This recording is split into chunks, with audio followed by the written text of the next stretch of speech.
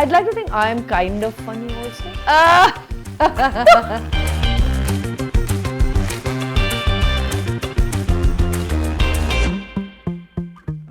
Aamir I mean, oddly enough, he doesn't watch a lot of films. Even when he was younger, he didn't watch a lot of films. Yeah, but he's just the kind of guy, he used to read a lot.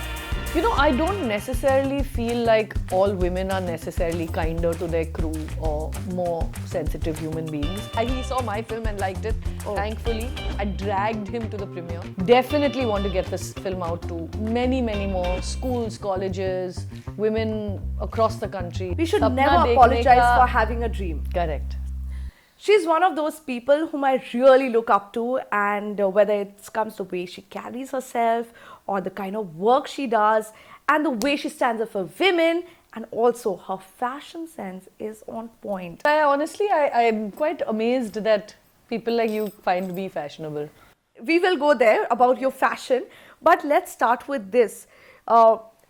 Every review I have read about your film, Laapataa Ladies, the people I've spoken to, whether it's family, journalists, they can't stop talking about it. And the first thing they say, after so long, we are watching such a beautiful film. You know, so let's start with that. The conclusion of the film, there's a statement that a man makes that, you know, never, I'll read out that statement. We should never apologize for having a dream. Correct. Sapna dekhne ka maafi nahi mangte. Exactly. You know, this is a statement that I can resonate with, because as a woman, we feel guilty about everything. And it's very easy for us to feel guilty. Feel mom guilt on top right now. Feeling guilty as a daughter because I stay in Bombay, my parents are in some other city. Feeling guilty as a daughter-in-law, not doing enough. Work. Yeah. Always feeling guilty, I am not doing enough, while maybe I'm doing more than enough. Correct. Tell me these phases in your life where you have gone through these guilts and how you have dealt with it. And right now at this age, where do you stand?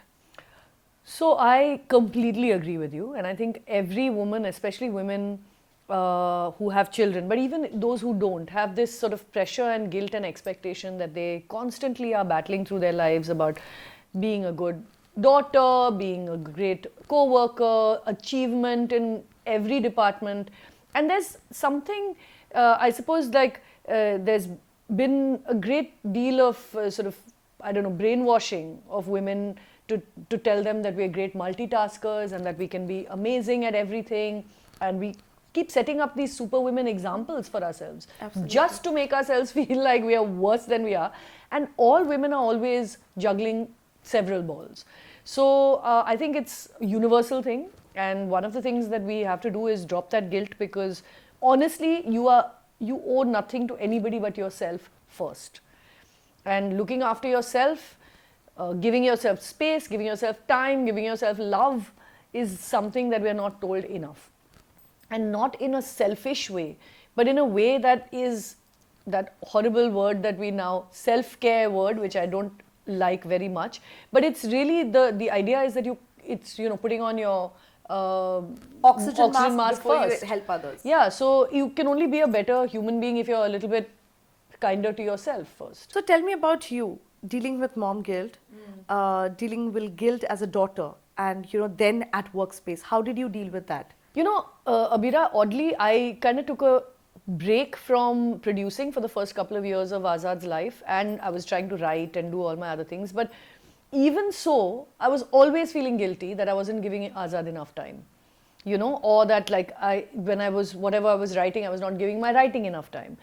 And I come from great privilege, so I have a lot of people to do a lot of things for me, and so that guilt is even more, that it's not like I'm having to sweep and swab the floors and make the dinner and lunch, and still I'm not being able to write a script, or I'm still I'm taking this time out to write and I'm not with Azad when he's being picked up from play school or whatever. I mean, though I always did pick him up, but that was the thing, I put a pressure on myself until he was like almost, I think, 10 years old. I dropped him to school every single day and fetched him when he was younger also.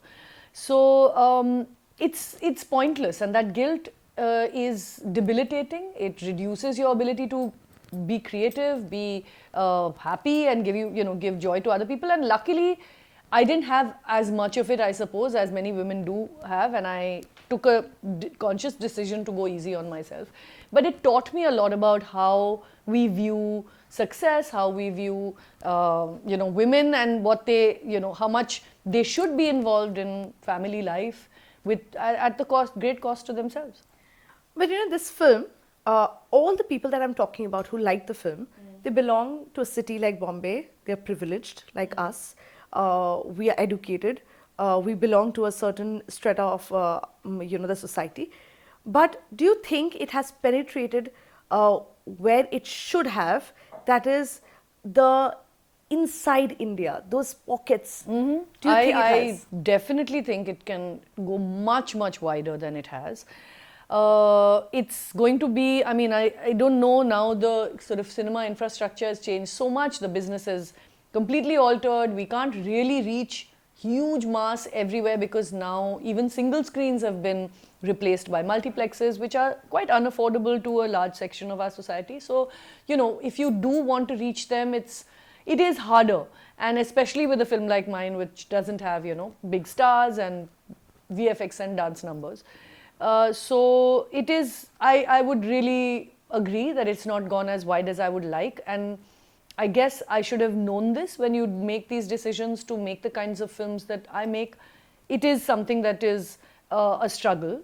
Having said that, I feel like this film has reached, we kind of tend to think that women in rural India or semi-urban India, or basically women who don't live in big city cities, Bandra, are women who need to watch this film. And on the contrary, I find it's a story that's so universal. I've had people from cities tell me how deeply it connected with their experience, with sort of problems and struggles that they've had, because actually women face issues like the ones you were talking about, whether it's guilt, whether it's keeping pace with your job, whether it's getting back to work after having a child. These are things that women face regardless of where they are, regardless of the strata of society. And in many ways, our experience as women really binds us in a sisterhood, because our experiences are not very different. Definitely want to get this film out to many, many more schools, colleges, women across the country. I don't know, through social groups, through, other organizations. I want to do that somehow. Through NGOs, NGOs, have screenings. And this is a shout out to anybody who would like to, collaborate. I'm happy to bring the film and show it and start conversations, because this is a conversation starter kind of film. Yeah, I absolutely. I agree with you. Yeah, because you were saying this, Neha Dhupia. Now, she belongs to our industry. She told me she was thrown out of job when she was pregnant. Yeah, there you go. Kind of drawing attention to the fact that we have very particular needs, and most industries are not set up to cater to them. And if you want women to be, happy, healthy, contributing members of society, which we all want to be, you have to create infrastructure for them. You have to think more sort of sensitively about women's needs.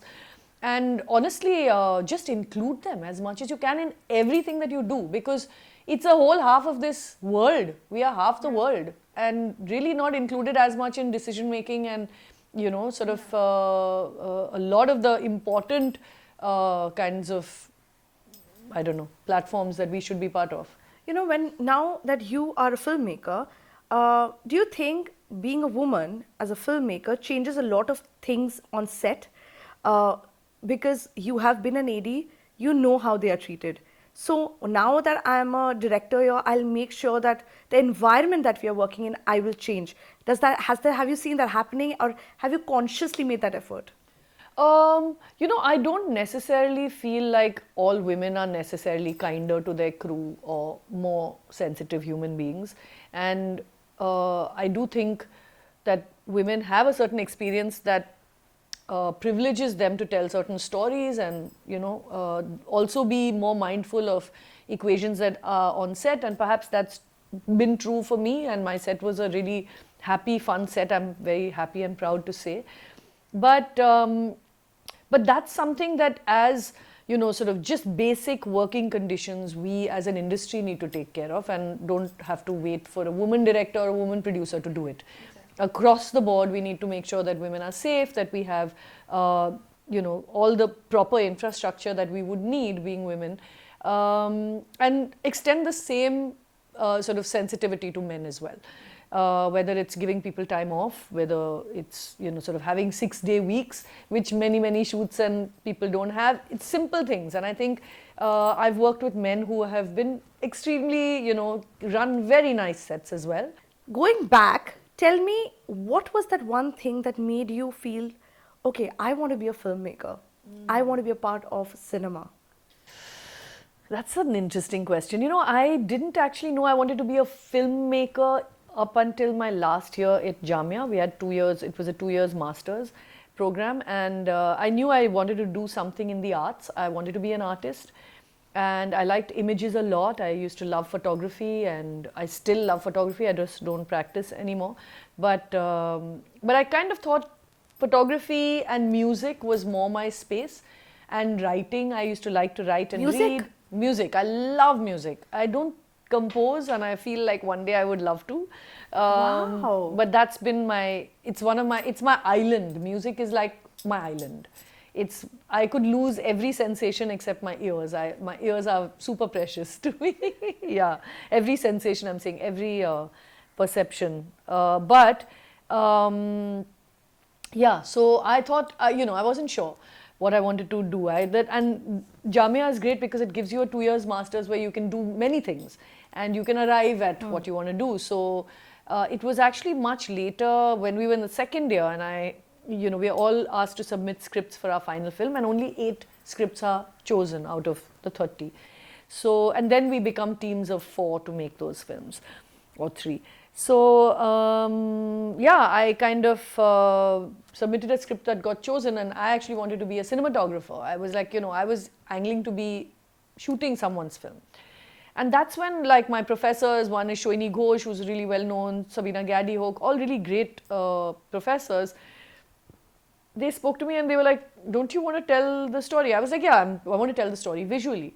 They were like, yeah, you will be telling the story visually with the aid of a cinematographer and other, people, but don't you want to be telling the story? And I was like, yeah, I do actually. And that's actually when the penny dropped, and I was like, oh, okay. So actually my first film, I wanted to try and shoot it myself, and on 16, because at film school we learned to do everything. Luckily I didn't. But that's when I said, oh, okay, so I directed my final thesis film for Jamia, yeah. When you met Aamir, this is when you guys were, you said when you guys were shooting Swades, right? What was that one thing that because he is a filmy buff, and here you are, who's trying to make her way through it. What was that one thing that you guys bond over and till date that you connect on? Aamir oddly enough, he doesn't watch a lot of films. Even when he was younger, he didn't watch a lot of films. Yeah, but he's just the kind of guy, he used to read a lot. And, he's very funny. I think we connected a lot on books, on kind of like retelling of incidents. He used to really crack me up a lot. I think that's what really started us off. Yeah, humor. Funny guy. And our general, I think we connected a lot on sort of the kinds of things that are important to us, just socially, as human beings kind of thing. Telling the kind of stories that we want to tell, why are we doing this? So it was more that. So now that Azad is there, do you all as a family watch movies or read books more? What is it like? What is family time like? Azad, we keep trying to get him to watch films. He doesn't like films. Oh. He likes only anime and like manga and all this other kinds of stuff. And we're like, live action, he's like, nah, I'm not interested. So he saw my film and liked it. Oh. Thankfully, I dragged him to the premiere. Dragged him. Yeah, he doesn't like being packed or he's like, he's okay now, he's all right, he'll put on one like fixed smile and be there, but he's actually a really funny guy. That's the interesting thing. He's got a great sense of humor. Yeah, I'd like to think I am kind of funny also. Okay, if you say so. So he's got a nice, he's sort of like this wry sense of humor thing. And we kind of, when we get together, actually, often it's sports. It's like playing pickleball or going for a swim, spending time with his grandmothers and grandfather, stuff like that is what we do together. Board games. That's one of the things that we do a lot as a family. Catan, Aamir has, of course, publicized now worldwide. And as a family, we used to like to play it. And we got him a junior Catan also, which he was like quite into at some point. Wow. Yeah. And we saw the whole family coming together for Ira's wedding. Yeah. Tell me, what was that like? Because my God, you look fantastic. Oh. The look, the belt and the sari. We had other, I mean, how did you plan your looks? Because I'm sure you were wearing designer stuff, and it was everybody was talking about what you were wearing. Oh, how nice. Well, the sari that you're talking about, which I wore with the belt, was red sari. the red one. That was my mother's wedding sari. Oh, wow. Yeah. I had never worn it. I had got it thinking I'll wear it to my wedding, but I wore white at You my wore white wedding. for your wedding? Yeah. Kerala sari. I mean, for the signing, I wore some lehenga thing and all. But anyway, I had this beautiful Banarsi sari, which is now whatever. It was before my sisters were born, so My God. 60 years years old, yeah. old. And it's just a gorgeous sari. And I was like, chalo, like a wedding in the family. Let's wear it. So yeah. You know, I didn't think about Ira's wedding clothes, the whole thing, because I was so busy with post-production on my film that I genuinely didn't give it thought till like literally 5-7 days before. And I was like, Zara, H&M, top to match what I have in my wardrobe. Like literally I wore everything that I wore Kiran, was you from know my you wardrobe. can call designers and they will give you clothes. I right? know, no, and I know, and in fact, for I think for the reception, I was planning to wear a designer thing, but I didn't end up going because I got COVID. So yeah, I was sick, so I didn't make it to the reception, and I had a beautiful raw mango thing planned for that reception.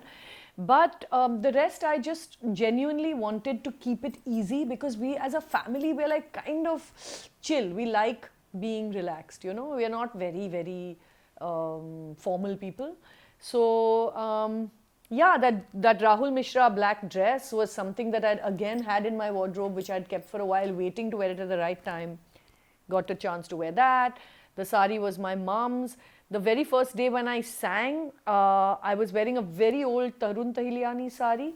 The plain black crepe. Again, one of the first saris I'd ever bought. Right? It had nothing on it. It had a beautiful blouse that Tarun had made, which was like embroidered. But instead, I wore this like sort of silver onesie, like leotard thing, just for fun. How do you get these ideas? What I'm saying is, you know, nowadays fashion, when we look at, I feel everybody is replicating the other. But when we look at you, it's so refreshing to see wearing a sari in a very different way. Your hair, you know. Oh, let's talk about the glasses. The glasses, you know, the way you carry yourself, and the shoes, of course. That goes. How is it a kind of style that you have adapted, or you have always been like this? Or is it for the red carpet? Like, have you thought of it? You know, it probably comes from a place where when I was much younger, there was no concept of fashion. Yeah. We didn't have, I didn't have the money for fashion, and it wasn't sort of ubiquitous, and you could just, fashion street was my fashion through college. And then, you know, you'd go to whatever, Muzaffar Tailor to get your kurtas staged, or, you know, things that you wanted nice, like buy material wherever you go.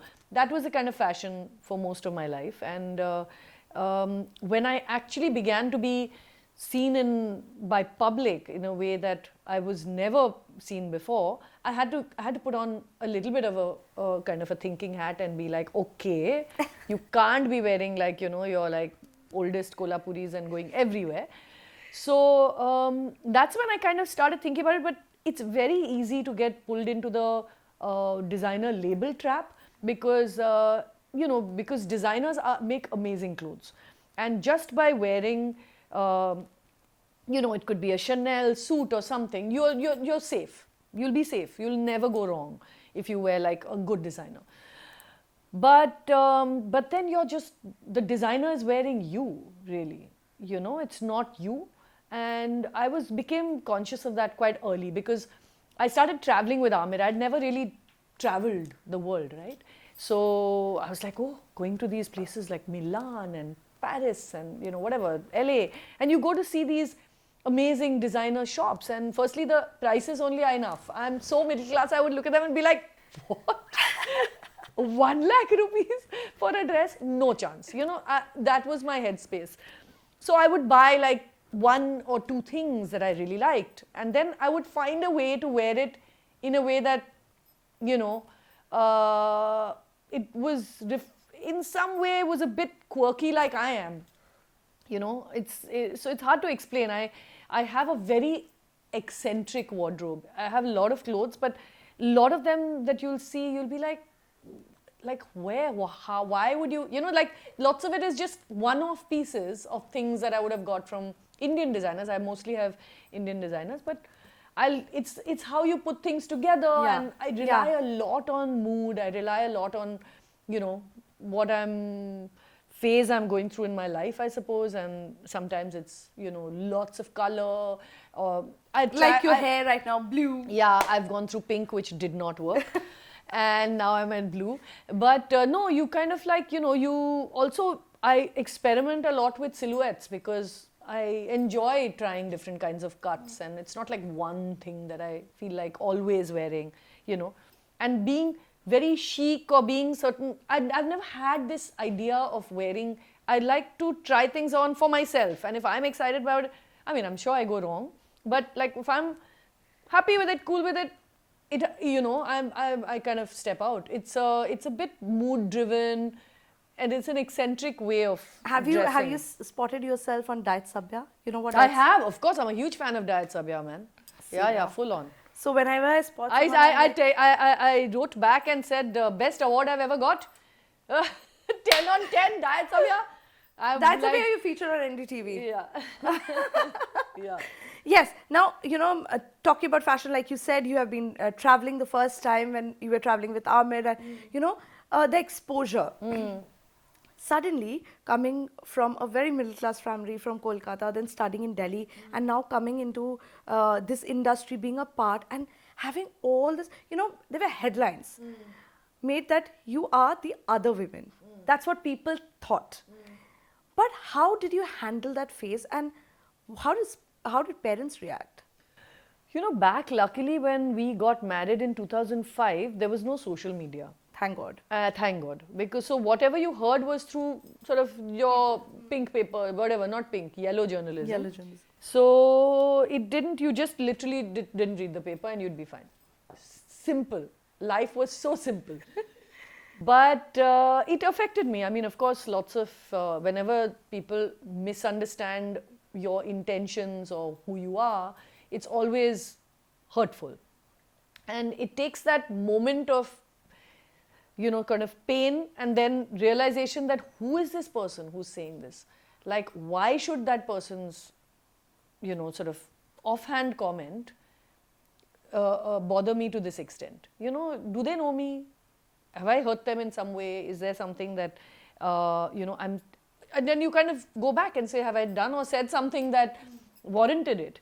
And I think what helps is if you have a clean conscience, you know that what you've done is highly kosher, or you had the absolutely right intentions when you did it. Whatever people take from it is finally up to them. So, I mean, I grew up a lot in that time. I kind of learned how to distance myself a little bit from people's opinions of me, because I realized how little control I had over that narrative that was built. And yeah, I think that keep also your helped sanity like that throughout, because you and Aamir have been very public about what you are going through in your life, whether it's your miscarriage, a surrogacy, or your divorce, you know. So both of you always had this decision in mind, whatever happens, we will come out clean to the public because they are fans. Like, was it a conscious decision? It was definitely a conscious decision, because in some ways, we do realize that by you are in the public gaze, you're living your life very publicly, and people often, without, when you don't state what you, in some ways, and what we were doing was completely legal, very, very morally, ethically fine.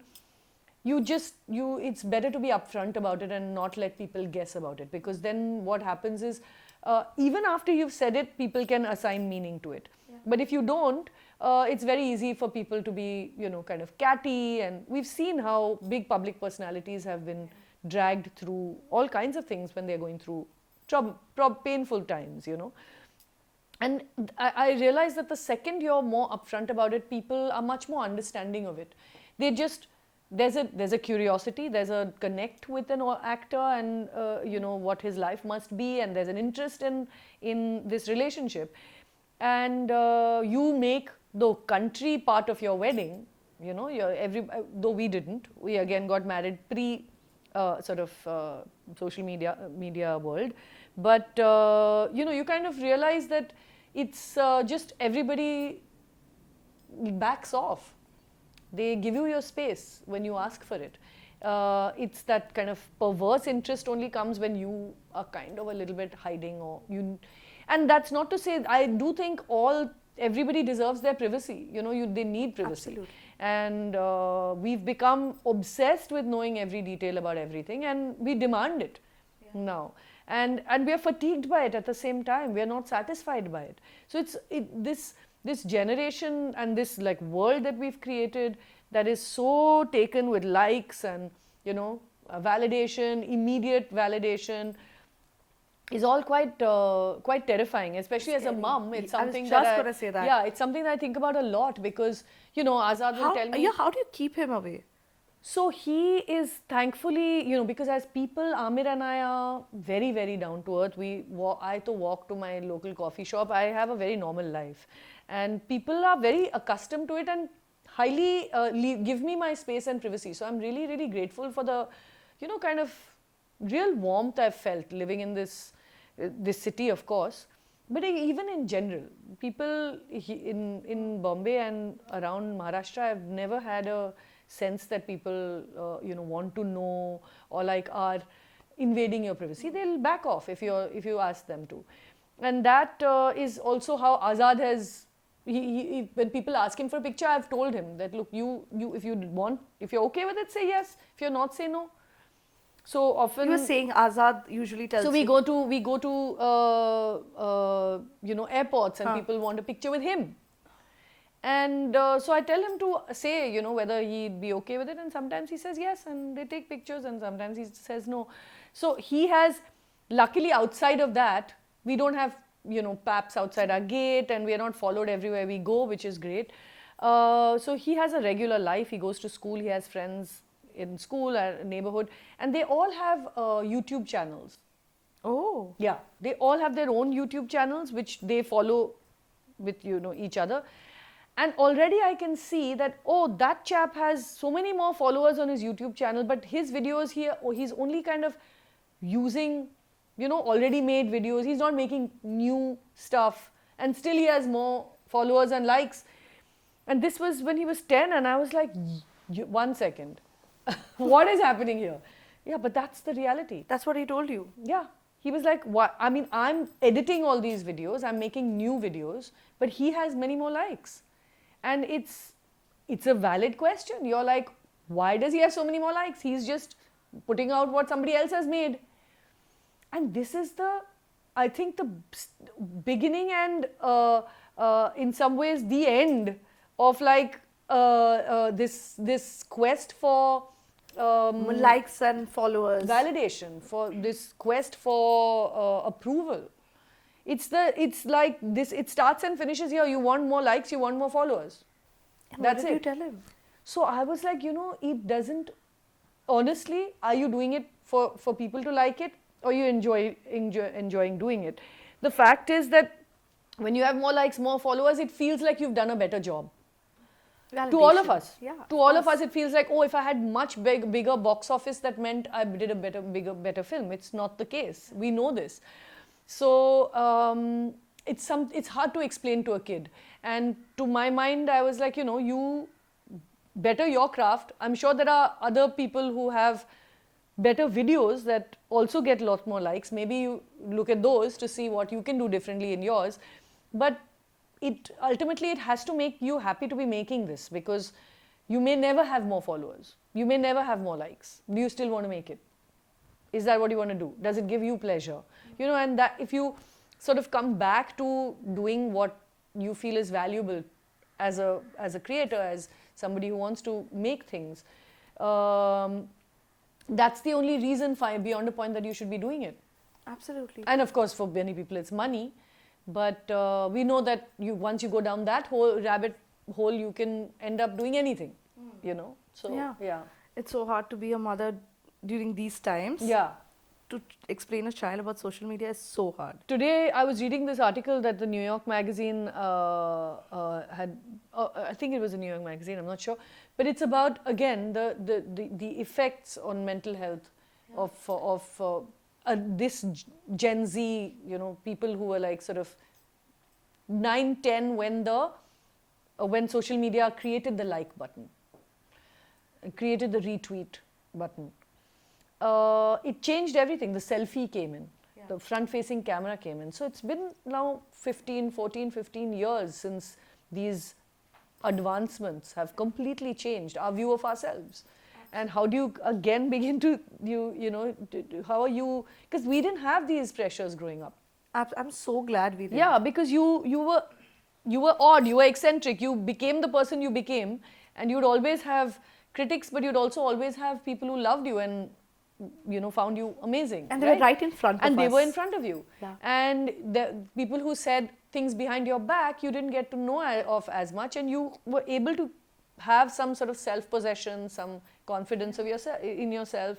But today, you're naked in social media. Everybody is judging you at every point if you're there in that way.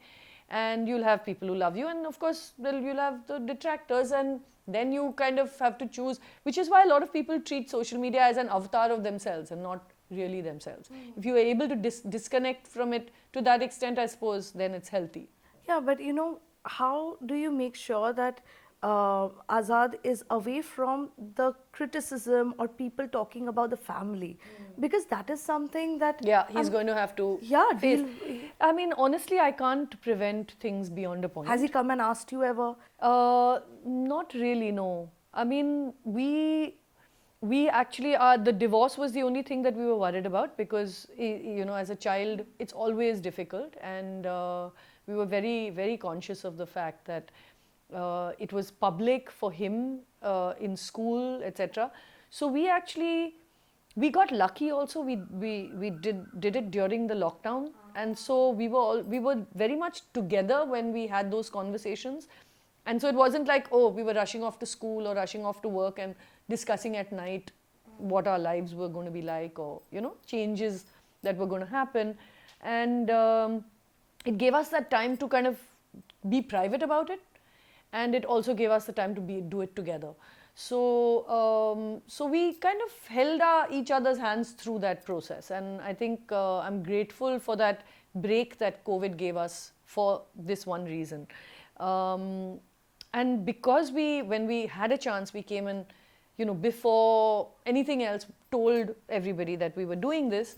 And we talked to his school about it. There was nothing but support, honestly. So he hasn't had to face negativity in that sense, and I don't think, the kinds of social media he follows, he doesn't. Okay. Yeah, that's a good thing. He's luckily not on social media except YouTube, and on YouTube he's following sort of Naruto, Jujutsu Kaisen. So I'm not sure he's interested in sort of gossips. Mental health is something that, as a family, you guys have spoken out. A lot of people still, while we are already talking about it, a lot of people never used to speak out about it. Why, whether it's Aamir, whether it's Ira, you'll always have been very open about it. Now, when there's a wedding happening in the family and they're making headlines, everywhere you go, it's the family wedding. You saw it. Yes. It's everywhere. Yeah. What they are wearing, criticism on what she's wearing, she shouldn't have worn it. Why? As a family, when you are enjoying all this and these keeps popping in, is there a way that you all have decided ignore, move on, or have you all discussed it post, or has Ira ever told you that why are they? It's my life. Like what is happening, or has it affected you guys in any way? Honestly, I mean, I can't speak for the whole family because everybody has a different sort of public profile and relationship with the broader world of social media. But when it comes to me personally, I have not really, I'm not into reading comments and things that much, so I don't actually know what all was talked about.